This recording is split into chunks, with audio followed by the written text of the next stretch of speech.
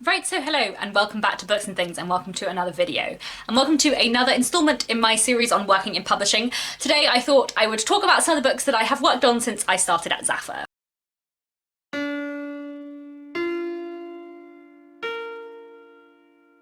So, for those of you who don't know, I work in publishing. I've been working in publishing for 3.5 years, but I was working in non-fiction publishing until just over 6 months ago. So in the end of November last year, I started working at Zaffer, which is an imprint of Bonnier Books UK. I work on the women's fiction list, which covers quite a broad range of things. And obviously, I do a lot of reading for work. In the beginning of all of my monthly wrap-ups, I will tell you how many books I read in the month and then say, oh, and 4 or 5 of them were for work, so I can't talk about them. And there are some books that I read for work, which are submissions. And if we don't end up acquiring and publishing them, I will never be able to talk about them on this channel or say that I've read them.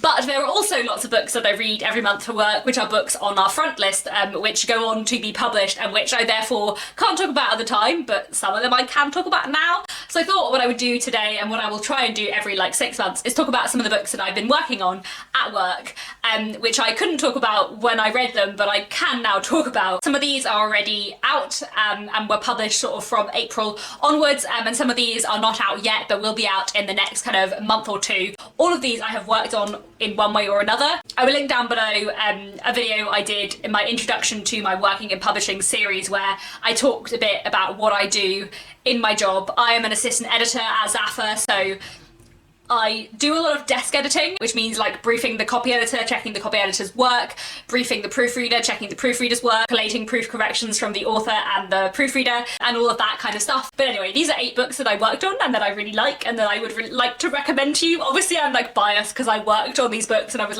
part of the process in creating them. But I also think they're all genuinely really great books and I hope a lot of you would enjoy them. So yeah. Firstly, this is The Daughters of Ironbridge by Molly Walton. This was published back in April, on the 18th of April. This is a saga novel. If you don't know what saga is, which many of you might not, because it's not a term I hear used that much on BookTube or elsewhere, and these are not books that I hear talked about very much on BookTube. But saga is basically very plot-driven commercial historical fiction centering around women. Usually women who are kind of struggling against society in one way or another. It's a genre that I hadn't read very much of until I started working as Zaffer, and a genre I've really come to love. So The Daughters of Ironbridge is set in the 1830s, in the kind of early 19th century. This book is set in Ironbridge in Shropshire, surrounding an ironworks, and we follow 2 girls/young women, Annie Woodvine, whose father works in the ironworks, who is from a very working class background, and Margaret King, whose father owns the ironworks and who is from a much more sort of middle/upper middle class background. And the book kind of looks at the friendship between these girls despite their very different backgrounds and kind of class strife in Ironbridge in the early 19th century, and also the various complicated family dynamics between these 2 girls and what happens when a not very nice man gets involved. It's really good fun and really compelling and really historically interesting. If you're interested in the Industrial Revolution, I would highly recommend this. If you're taking part in Mel from Mel's Bookland Adventures and Victoria from Eve's Alexandria's Reading Through the Ages Challenge, this might be a good fit for the Industrial Revolution Challenge. And yeah, it's just a really interesting read, and the historical backdrop to this is just fascinating.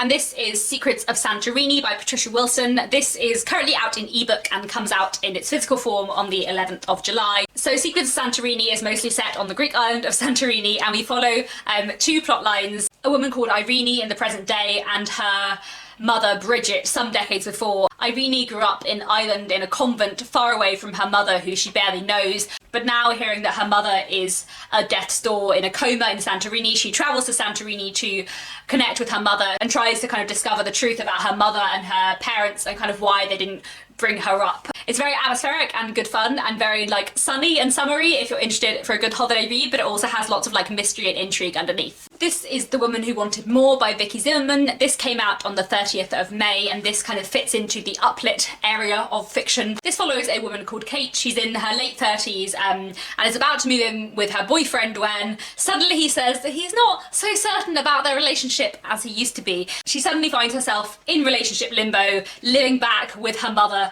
while also her boss at work is threatening to make one of her and her colleague redundant. And so to kind of escape from all of this and distract herself, she volunteers at a local care home where she meets 97-year-old Cecily Finn, who is very sharp, has no time for any nonsense, and who prescribes Kate a recipe book with the different And kind of as Kate and Cecily's friendship grows, Kate kind of learns what is important to her in life. This book is full of a love of books and food, so if you like those things, you will definitely like this. It's also a very nice portrayal of a very strong female friendship between two women at very different points in their lives.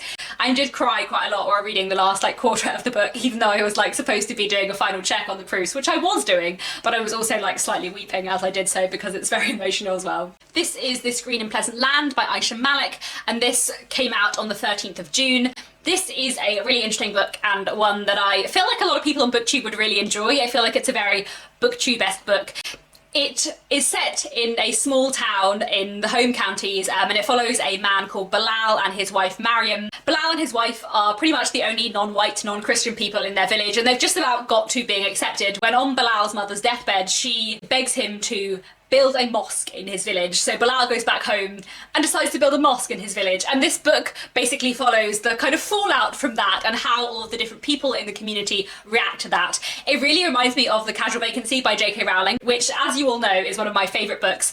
There was a tag that went round on BookTube quite a few years ago called the Be a Good Human tag, and were I were to remake that tag, I would put this book on here. It's a book about communities and divisions within communities, but also what brings people together as well as divides them. And it is very much a book in which all characters, regardless of their perspectives, are entirely human and fully developed, and you can kind of see all sides of everyone, which is really important. This is a very topical book for the current climate in Britain, I would say, and it's also, yeah, like I said, I think it's a book a lot of people on BookTube would really love. Another book which I feel like a lot of people on BookTube would enjoy is this. This is The Woman in the Photograph by Stephanie Butland, which is coming out on the 11th of July. This is a book about feminism and photography. It follows a woman called Veronica Moon, both in the present day and in the 1960s and 70s. At the beginning, we know that Veronica Moon was an incredibly kind of pioneering, important photographer in the 60s, 70s and 80s, and that she was also very much involved in second wave feminism along with her friend Leonie.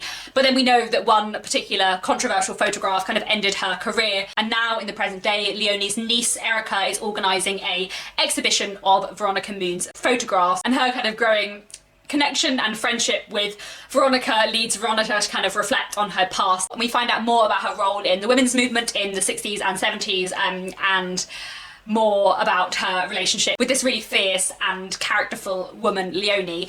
It's a book about female friendship and feminism and photography. I don't know, but I feel like for a lot of people of my generation, I know a lot about the suffragettes, and I know quite a lot about feminism now, but I don't know very much about second wave feminism. It's just not something I'm kind of that familiar with, and so kind of learning about it through working on this book was really exciting. And then I have 3 books that are coming out in July and August that I don't have physical copies of yet. First is Wild Women by Louise Pentland, which is coming out on the 25th of July.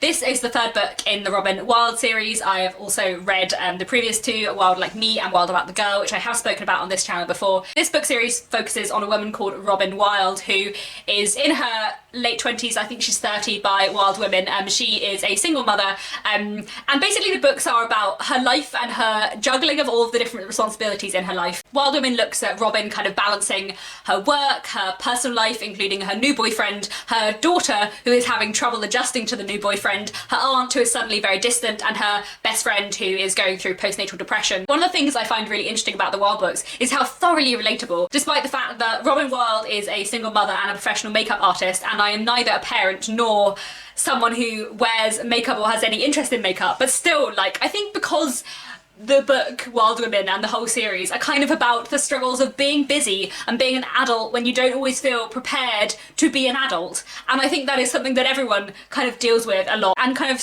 the balance of responsibilities I feel like is something everyone kind of has to deal with. There's a line in Wild Women where Robin says something like, "It's like I've got too many tabs open in my brain," and I feel like that is just my constant life, is just having too many tabs open in my brain and having too many things to think about at once. So yeah, there we go. Then there's also The Women of Primrose Square by Claudia Carroll, which is coming out on the 1st of August. This book was really interesting to work on. We follow 3 main characters who are linked by living on the same square in Dublin. One of them is Emily, who is a recovering alcoholic who's just come out of rehab and is trying to kind of make amends with her family. There's another is an older woman called Violet Hardcastle who hasn't left her house in a decade. And the 3rd main character is Frank, also known as Francesca, who is transitioning from male to female throughout this book. And the way this book examines being transgender and transitioning is really interesting and important, especially because I feel like a lot of the books I hear about that have transgender characters, the characters are kind of in their teens, whereas Frank is 50 years old with a wife and 2 children, and transitioning at that life stage is very, very different. And the way it's explored is, I think, really powerful, and I'm quite excited for this book to come out into the world because the way it looks at both transitioning and alcoholism is just really, really interesting.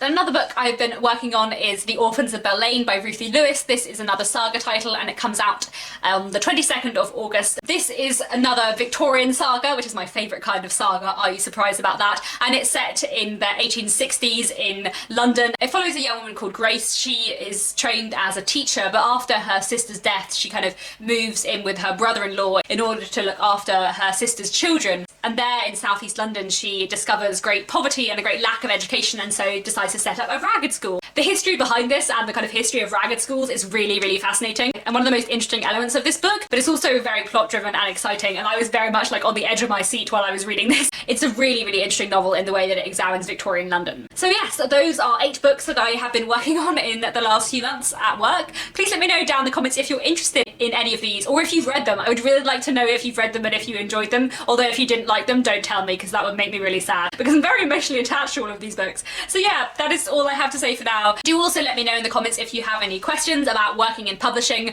I am going to be doing a Q&A about working in publishing probably at the beginning of August now, so any questions you have about working in publishing, please let me know and I will add them to my list for the Q&A. And that's all. Thank you very much for watching, and I'll be back very soon with another bookish video.